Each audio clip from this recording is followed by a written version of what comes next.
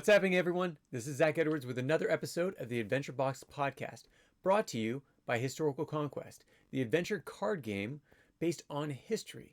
It's like Pokemon, Yu-Gi-Oh, Magic, those kind of games, mixed with a game of Risk, but where every card in the game is historically based. And what makes this even greater than just a game, the retention that you reclaim in history. So if you're learning history and you're playing this game, astronomically higher, like 70% higher. By playing this game while you're learning history, you're going to actually learn and retain the information that you're learning in class, but by having fun. And this is not just an educational game that's like, oh, it's another educational game, I want to play it one time and be done. No, this is an educational game that you play over and over and over again, because it's like 70% fun and only 30% education, maybe even 20% education. But it's because you play it over and over and over again that you start to understand who these people are. You start learning their names. You might even learn the dates and such, but that's not really that important. To understand the people, that is essential. And so this game allows you to do that. So without further ado, let's go with today's curriculum, or what we're going to be talking about.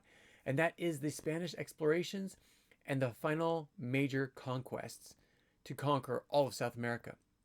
Now, as you might know, it's not just all of South America. For instance, Brazil comes down into Portuguese. The Portuguese from Portugal come down into Brazil and conquer Brazil. There's a treaty that's created between the Spanish and the Portuguese. This is called the Treaty of Tordesillas.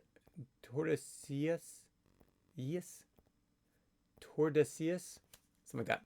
But it is basically a treaty between the two countries put together by the Pope, because they're both Catholic countries. The Pope did not like the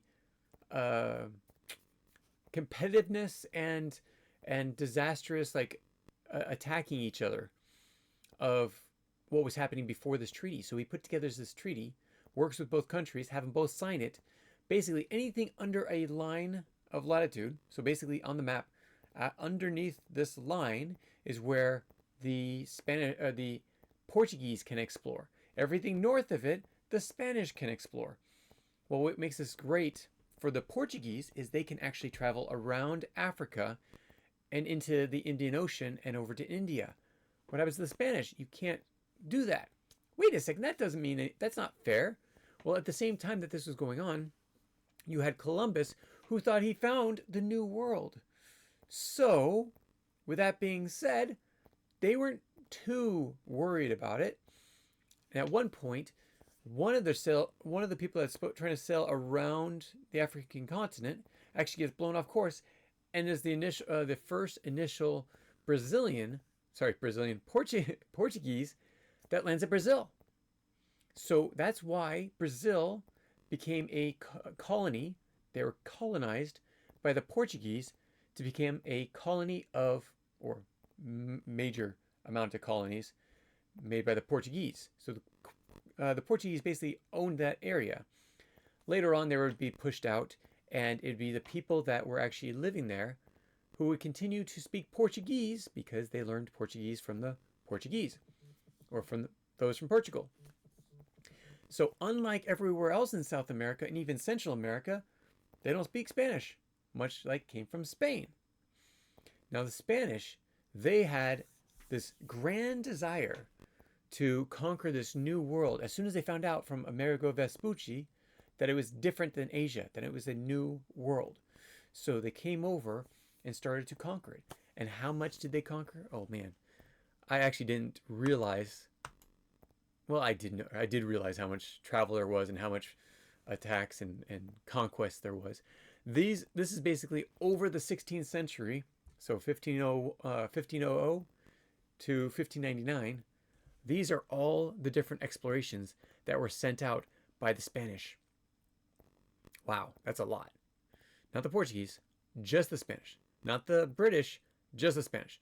Not the Dutch or the Swedish, just the Spanish. Okay, so what happens? They come into the islands around the Caribbean and they start taking over, and they take it over. Then they travel up into Florida. Hey, there's land up there. let's keep expanding here. At the same time, they came over to the what we call the Yucatán Peninsula. Well, coming over to the Yucatán Peninsula, there was a very strong, at this point, decentralized empire called the Mayas. They were in this area right here, in the Yucatán Peninsula. Which, if you're not looking at a map and you're listening to the podcast, think of Mexico, and down near the bottom of Mexico, where it turns into Guatemala, there's an outcropping, a peninsula that goes out into the Gulf of Mexico. That is where the Maya were. Now, if you move up a little bit into Mexico, more central Mexico, this is where the Aztec were. So these were two competing civilizations who would actually trade together, but they would also compete over land, and they were different organizations. So the Aztec, as we know from Central America, were conquered by one man and an army. His name was Cortez, Hernan Cortez. Now Cortez came in and he made alliances with all the enemies, all those that were conquered by the Aztec, and with their help conquered the Aztec. Now that was very efficient of the Spanish, very cruel for what they did to the people. At the same time, again, this is how they lived, so you have to look in the mindset of them.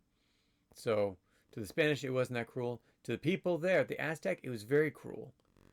But again, don't look at it with rose-colored glasses. On the things that you think today, try to think about how they felt back at that point. And yes, you can condemn it. You can say it was evil of certain people for doing certain things. But also remember, that was the way that they lived back then. They had to expand. They conquered lands. The Aztec conquered land, conquered other tribes, made them pay tribute and taxes, and even conquered them completely or killed them for not paying up their contributions. The Maya did the same thing. The Incas did the same thing. All the major empires did the same thing. And that was like pretty much a few hundred years before they collapsed. Each of them. Actually, the Maya were there for a little bit longer, actually a lot longer than the Aztec and the Incas. But why did the Maya actually last longer? Why did, as we talked about last month, the Mapuche? Remember the Mapuche? The Mapuche are those that were in the south end of South America. They were a very decentralized culture instead of tribe. They had many different tribes, all decentralized, but when somebody came to attack them, they would band together. So they had all these strengths. None of these, like the Aztecs, when they conquered, they took over all these different tribes. Well, what happened to the tribes? They hated the Aztecs. They did not want to be under the thumb of the Aztecs. The Maya were different. They all had their own tribes, and they worked together when they needed to, and were separate. So it's a decentralized organization here. Same thing with the Mapuche. This is why the Mapuche are actually still around fighting for their land. Okay, going forward. So we have the Aztec that was just conquered by Cortez. We talked about this on Monday. Now, what happened? So they took over Tenochtitlan, and they created what we now call Mexico City, which was actually New Spain. With New Spain, they had more supplies coming in, more troops coming in, and they had a lot more power in Central America. Well, there was still this group. They were called the Maya.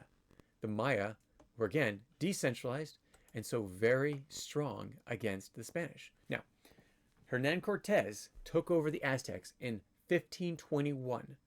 And again, you don't have to memorize these numbers, but understand what they signify. Okay, so 1521, when were the Maya finally taken over? They were finally taken over in 1697. The final attack on them was I'm trying to remember what his name was. It's in the curriculum. It was a conqueror that came through. He actually became the governor of the Yucatán Peninsula. And so he came through and finished off the work that had been done for probably generations, but for decades, for multiple years, there were conquerors that were trying to go through and conquer the Maya. But again, the Maya did not have all these tribes that they had conquered and were all angry at each other. No, they had tribes that were all working together when they needed to. And so because of that, the Spanish had a harder time trying to attack them.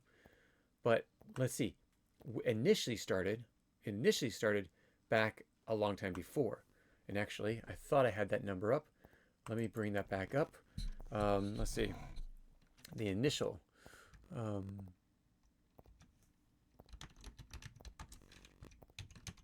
There we go. Okay, the initial attack was actually in 1502 was the first attack. Now let me show you a map when it comes to this. And this is important to know. Now, so again, 1521 is when the Aztecs were taken over. 1502, oh sorry, during the fourth voyage of Christopher Columbus, that's what it was. 1502 is when Columbus actually met with the Maya. Now remember, unlike people say today, Christopher Columbus was not about conquest. He was about exploration. He was not about genocide. He was not about killing people. He was not about even taking people's land. He wanted to explore. That's what he was about. And again, he thought he had found Asia. He did not think he found a new world. Until his dying day, he did not know that. So, if you have people that say, oh, Columbus is a horrible person, they don't know history whatsoever. Whatsoever. Now, can we say that he brought the Spanish in, and so the other Spanish came in and conquered? That's why he's a genocidal maniac? No, we can't, because he's not a genocidal maniac. Did he bring people in? Yes. But if he didn't find it, somebody else was going to. At this point, they were so technologically advanced, and people all over Europe were talking about how the world was actually round. Someone was going to find it. Someone was going to visit the area. And like Columbus, they probably would have explored. People that followed by after them would probably have conquered. So, Columbus, when it comes to the genocidal maniac, he was not. Others afterwards, genocidal maniac, I would not say that. Were they conquerors? Yes, they were. Were they conquerors like the Aztecs? Yes, they were. Were they conquerors like the Mayas? Yes, they were. Were they conquerors like the Incas? Yes, they were. Were they conquerors like a lot of tribes in North America? Yes, they were. Okay, all these things put together do not excuse how people treated the other cultures. Whether it's any of these tribes or any of these European countries, it does not excuse how they acted in there. We know better, but again, rose-colored glasses. We cannot see history as we see it today. We have to be able to see it from their point of view and learn from what they learned. We can learn it better because we have foresight, which means we can actually look back and see the mistakes. Going forward. Okay, let's go into the picture I wanted to show you. So, there's two different competing civilizations in the Mexico and Guatemala area. The Aztecs, the Maya. Now, the Maya was actually a little bit lower than there, but that's all you need to see. So they were on the Yucatán Peninsula, and the Maya were central Mexico. So think of Maya in southern Mexico, where it borders Guatemala and Belize. Okay, so how did they actually end up attacking and conquering the Maya? Okay, this man, Pedro de Alvarez, he was the one that actually initially attacked the Maya. Now, his attack was actually after Cortez. So again, Columbus found them in 1502, but they did not attack that area until 1523 after Cortez, who against the governor's wishes attacked the Aztec Empire and took it over. Now, at that point, the New Spain was already starting to be developed. Now, Cortez, the governor, allowed Alvarez to come down south. Now, he traveled down south below the Maya people. And then, while he was in Guatemala, he actually turned up and began attacking them from the south. Well, not that strong, not that good. tactic, because that's actually where a lot of their establishments were. Now they were spread out through the whole Yucatán Peninsula, but that was a large population of them. So he automatically lost and retreated and left. And his fight was between 1523 and 1524. Well, then another person had the bright idea, hey, 1524, let's conquer them from a different direction. So they left from the Villa de, let's zoom up in this, Espiritu Santo. Oh, okay, Espiritu Santo. So the Villa de Espiritu Santo. So this, the Holy Spirit. So the village of the Holy Spirit, which is in around Veracruz. They came south near the same time that Alvarez was coming from the north. Was it coordinated?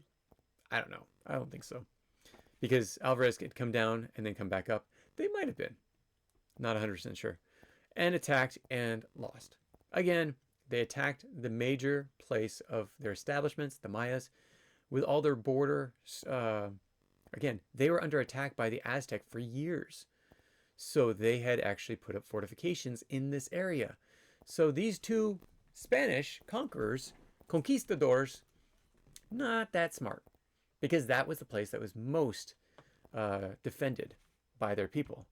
Now, later on, I don't have a picture of this, later on, they actually came from the north and came through the Mayan land, places where this was not well established and well fortified because they didn't have to. Tribes didn't usually attack via water as much as they would attack via land. And even if they did attack by water, they didn't have large enough ships to go very far off course to attack. No, they went short distances, which would be just over the border in still the defended area of the Maya.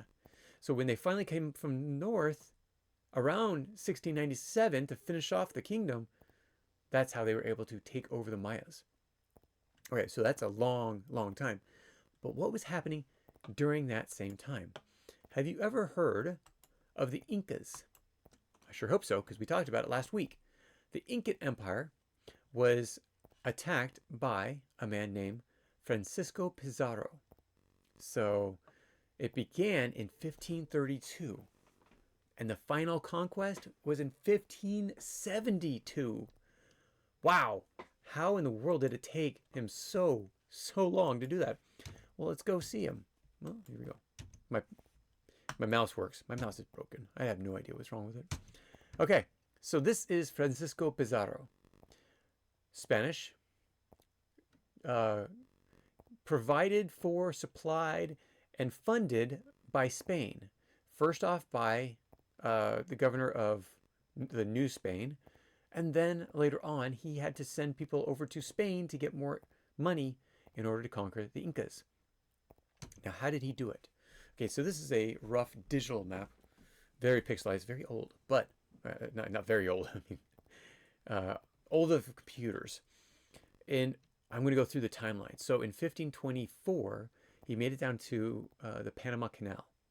And this is, again, funded by the governor of New Spain, in Mexico, in the area of Tenochtitlan, where the Aztecs were conquered. So 1524, he came down, and in 1526, he had to return. He ran out of money, he ran out of supplies, he ran out of men, and he wasn't getting anywhere. He was actually being attacked by certain tribes and making friends with other tribes. So then in 1526, he came down again to the Gallo Islands. Now, the interesting thing with the Gallo Islands are this is the area where he was able to start establishing a trade route, not a trade route, a supply route. And some people stayed there. At the same time, 1527, he came back down and went further into South America.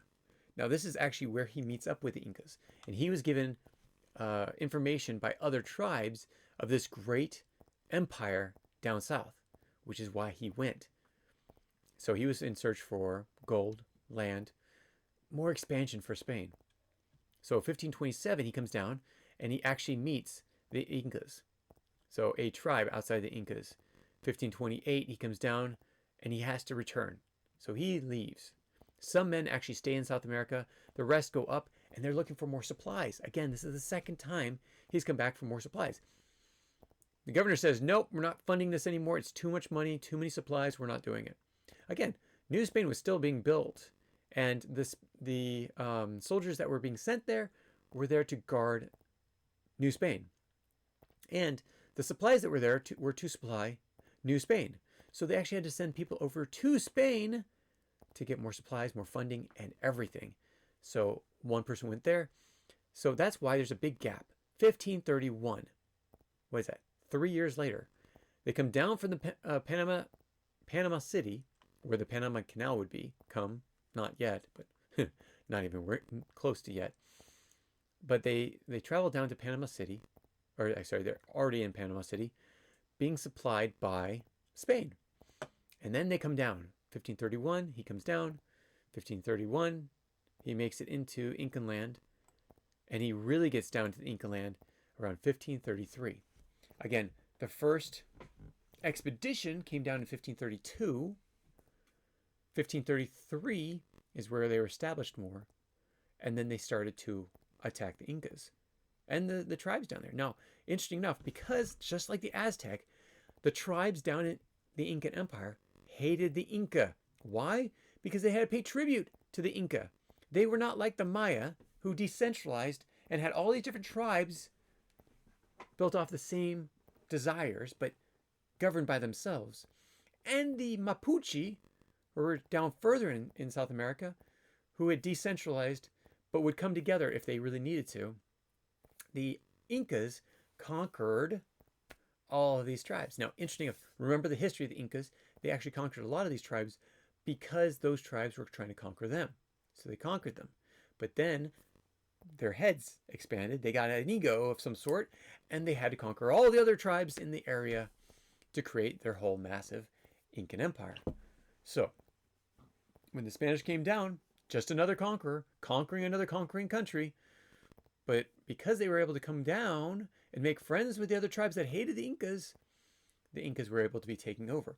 But it took them 40 years to actually take over the Incas. Because again, the Incas were in, I can't remember the mountain range, but they were up in the mountains. They had strongholds all over this area. Peru, northern Chile, going into Colombia. So all those different areas, they were able to be spread out and fortified in different areas. Again, this is why, it takes 40 years. Most of it is taken over in the first few years, but finishing up takes a lot of supplies, a lot of additional conquistadors, and a lot more supplies from Spain. So again, it takes 40 years. Pizarro, I don't think, is around at that point anymore. Okay, so now, an interesting question that I had to find out before I presented this was the Treaty of Tordesillas. Now remember, the Treaty of Tordesillas was where the Pope came together with Spain and Portugal and said, we need to work things out. You need to work things out. You cannot be attacking each other. You're both Catholic countries. Figure things out. And then he created a treaty with them that the Spanish could go everywhere north of this certain line going through. And again, it's in the curriculum. I forgot the actual name. But north of that line, the Spanish could conquer, could explore via ship. And south of that line, the Portuguese could, which is what gave them Brazil. Here's the thing that I didn't understand. I thought it was conquering everything in that area. Anything south of that land was for the Portuguese. But no, it was not. It was water travel. It was water conquest. It was any kind of travel or exploration that was to happen over water. It did not account for over land. Now, you could actually say that somewhat he did break the rules. Pizarro did, because he did come down in ships, which was also some apprehension that was probably coming from Spain and from New Spain and Old Spain, for him traveling by sea. But if you look from this line, at least the equator, actually, let me find out which, with that treaty, the treaty, yes, I am Googling this, of Tordesillas was based on what line? Okay, so here it says the it was based on, oh no,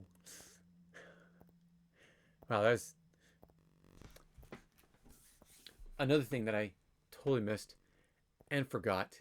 It wasn't north and south of the line, it was east and west of this line. It was the line that ran 370 leagues west of Cape Verde Island. So the Portuguese were allowed to do everything east of that line, and the Spanish were able to do everything west of that line.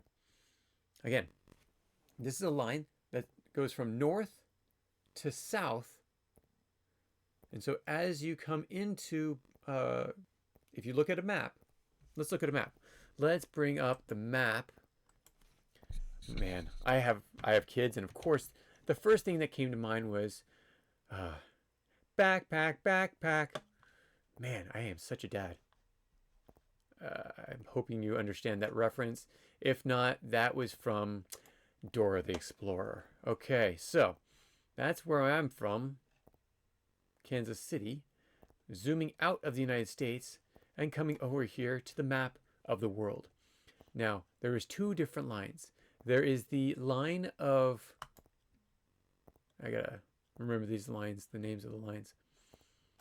Again, I wish I knew everything about history, but I don't. That's why I have historians to help me with that. And I can't get this map to work, so let's see. Okay, here we go. So there's two different lines. One is the line of Tordesillas, the Treaty of Tordesillas, which was based on 1494. But there was actually one line before that, and that was the line of demarcation. So line of demarcation was in 1493. And this was basically what allowed, it wasn't da Gama, it was the other Brazilian, Pedro. Oh, I forgot his name. Again, it's in the curriculum, and I mentioned it last time. But Pedro came down from Portugal and was blown off course while he was trying to go around Africa. So being blown off course, he actually went, let me actually show you this map.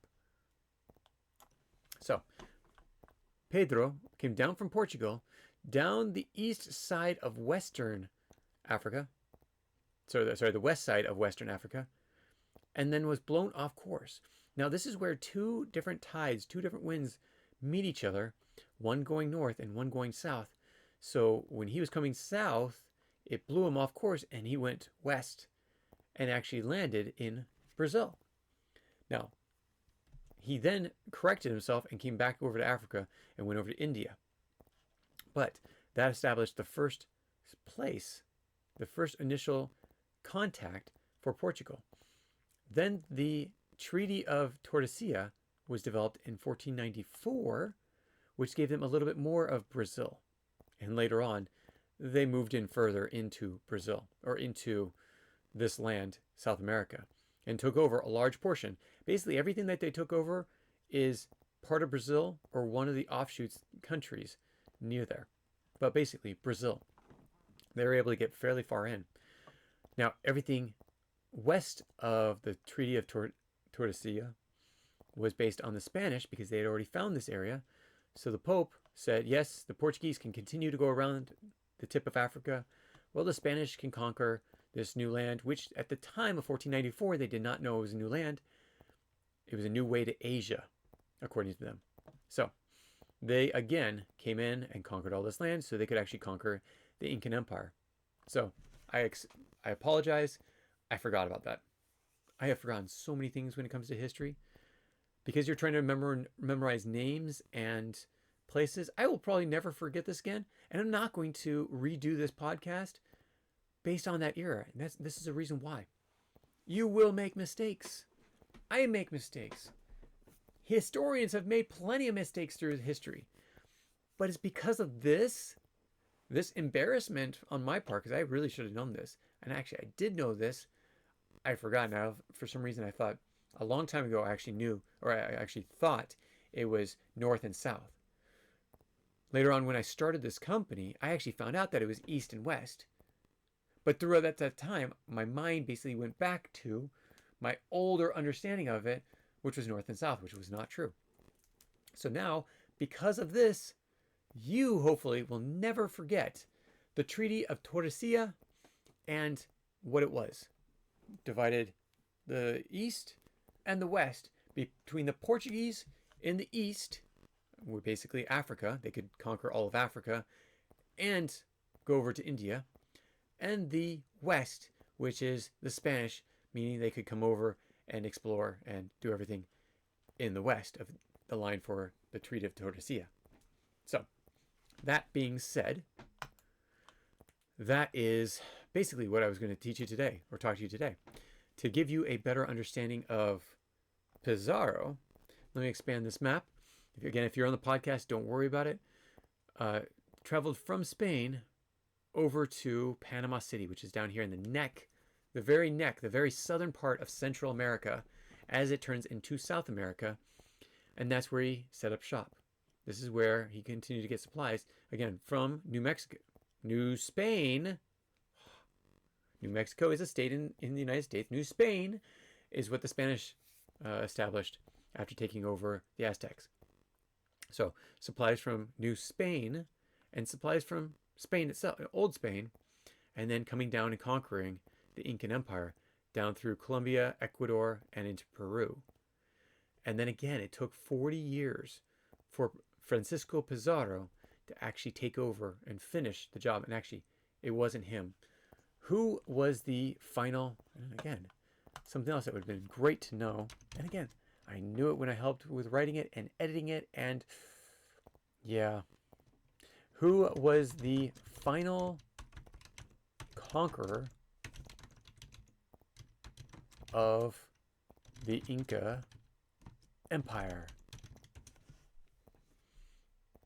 Okay, now, interesting enough, here it says that he was the conqueror, but we're going to have to do a little more research. Now, just a lot of times, don't just believe it because you Google it.